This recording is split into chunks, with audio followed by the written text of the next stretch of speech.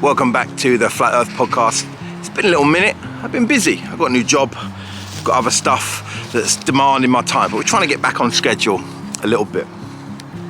Anyway, I've been thinking about a couple of things. One of the things I've been thinking of came out of a little conversation I had with a friend of mine. Oh, by the way, if you can take a moment to like, subscribe, press the little bell icon, that would help me out on the journey, on the subscriber journey situation that's going on. Yeah, I had a conversation with a friend of mine just before Christmas, and I think he was sitting down to watch or re-watch with his family the Harry Potter series of films. They were watching one a night or whatever, just kind of, if they do it every now and then. And I said, oh mate, wouldn't it be great? Wouldn't it be great if you could watch a film with some twists and turns in it that you know you love, but see it again for the first time? I said, I come up with this idea. I said, what if we could work out some sort of service where you can buy a syrup of forgetfulness that is timed for a certain film. So let's use an example of Harry Potter, right? Well, 2.5 hours or something, right? Let's look at the finale of that where we find out everything. No, yeah, it's been out a while. I'm not going to spoil it, but it's been out a while. You know what goes on, right?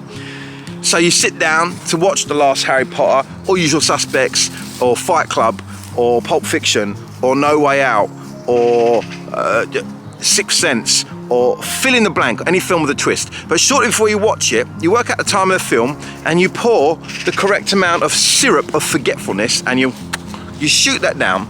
And for the duration of the film, and let's say 45 minutes after, you can't remember a damn thing about the film. Imagine it. Imagine how cool that would be, man. You could just watch a film you know you love, that you know you're going to enjoy, and it's now only tarnished by the fact you already know the twist. What if you could do that? And then I started thinking, mate, I need to design this syrup of forgetfulness because it would be so helpful in so many areas. You know, we had the new year a while ago. We're now we're coming up mid to end of February, right? We're done with January, which is good. I'm back out in my glorious woods in the back garden here of the Flat Earth podcast compound. And yeah, we had January, and January, you know, want to get through it and stuff. And last year, particularly in January, maybe you had a good 2022, maybe you didn't, but maybe you just want to forget it. I was like, mate, what if I could also not only sell the syrup of forgetfulness to people who want to watch films for the first time, for the second time, the first time, you know what I mean? But what if I could also sell it to people who just want to forget stuff? You had a bad situation, you had a bad relationship, you had a bad moment at work, whatever it is. Here, my friend, is a syrup of forgetfulness that you can just douse yourself in that thing and forget that situation, whatever it was, ever happened. I mean, you tell me.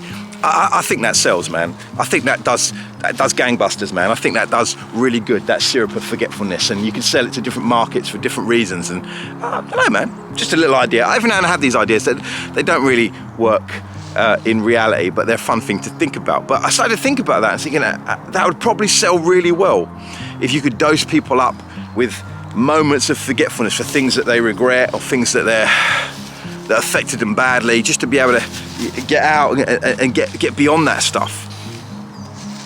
But then I realized actually in our society nowadays we have a lot of these syrups already, but they don't come in the form of a kindly mixture that helps you enjoy a film twist, but they come in the shape of alcohol and drugs. They come in the shape of ignoring problems until they bite you. They come in a million different doses that aren't healthy and aren't good for you. These syrups of forgetfulness are harmful. I had some friends of mine last year or so who decided to give up alcohol. And they weren't big alcoholics, they weren't struggling with it per se, but they just found they were drinking a bit more than they wanted to. And they said that once that went off, the clarity that came back to their lives, you know. And I'm not saying, well, wherever you're at, man, you know, you want to have a drink, but if it's becoming a problem, maybe you should step aside from that syrup of forgetfulness.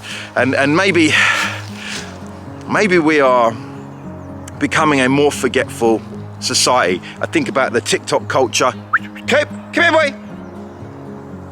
I think about the TikTok culture of videos that are shot and then they're gone. I think about the attention span. Everything is getting like forgettable nowadays.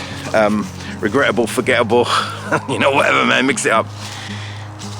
So maybe what we need is maybe not forgetfulness, but maybe in our lives when we struggle, and life is hard and life does mess you up, right?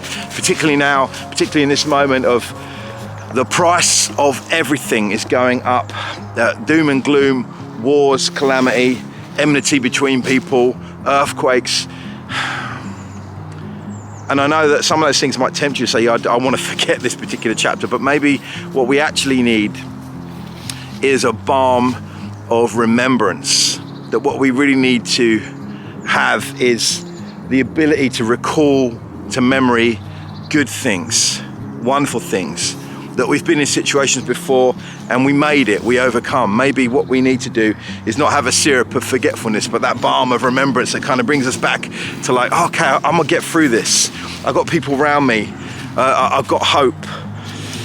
You know, there was the news yesterday, Bruce Willis, my guy, my 80s, 90s action hero, man. He was diagnosed last year with, I think, is it called aphasia, which is a cognitive condition that really interferes with your ability to speak. But now they think that was a precursor, as it often is, to a quite serious form of dementia. And I thought about that yesterday. It was really, and this is mixed up in my brain because I'm thinking about Pulp Fiction, I'm thinking about The Sixth Sense, which are films with great twists, both with Bruce Willis in, and now I'm thinking about that guy who's an action icon, and these people that you never meet that exist in film and culture, that they somehow become larger than life. And I'm thinking about now this guy is being force-fed an unnatural form of forgetfulness, which is really gonna be difficult to deal with. And I thought about maybe remembrance is what we need. Maybe remembrance is what we need to pursue. Maybe the great appeal would be, the greater thing that we could administer to ourselves would be the ability to recall and remember what is good and what is worthy in our lives. I know, quick one, mad deep, real short, mad deep, out in the woods, just thinking about this. Woods always gets me thinking deeply about stuff. So yeah, you guys, it's good to see you again. We'll do this hopefully soon. Got some stuff in the pipeline podcast wise, so yeah, anyway, God bless you guys. Enjoy the forest, man. The year is turning, even this short, this early in, so get out amongst it. Later. Bless.